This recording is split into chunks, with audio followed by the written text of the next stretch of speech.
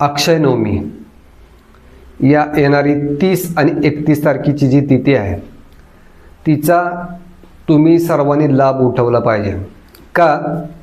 कारण की 100 वर्ष एखाद्याचं 100 वर्ष जीवन जगून जे काही पुण्य निर्माण झालेलं आहे ते पुण्यकर्म जर तुम्ही या दिवशी जर ते पुण्यकर्म केलं तर त्याचं फळ या 100 वर्षाचं फळ ही एका दिवशी तुम्ही प्राप्त करू शकता.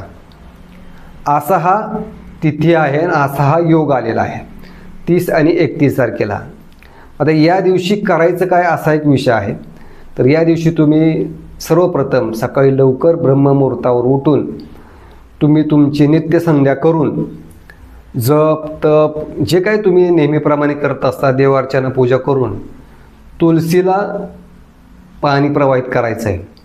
तुलसी मातेला एक दीप दाखवायचा आहे. दुसरा असा विषय की आपले सूर्याला अर्घ्य द्यायचा आहे.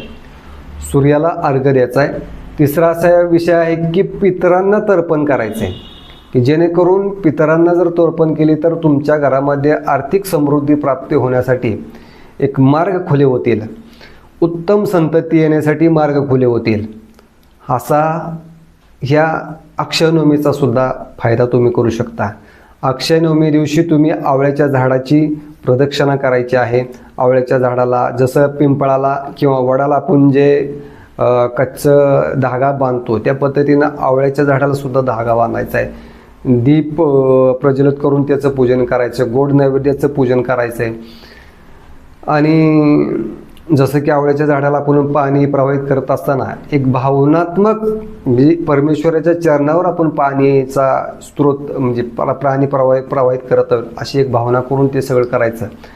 गोसेवा गायीच्या गोट्यात जाऊन तुम्ही गोसेवा करता आली तर गोसेवा करा जेणेकरून तुम्हाला आर्थिक समृद्धीसाठी हे पुण्यकर्म कामाला येईल. म्हणून अशा तिथीचा तुम्ही फायदा करून घ्या. बेल आयकॉन प्रेस करा जेणेकरून तुम्हाला यापुढील अशीच नवीन माहिती येत राहील. रामकृष्ण हरी.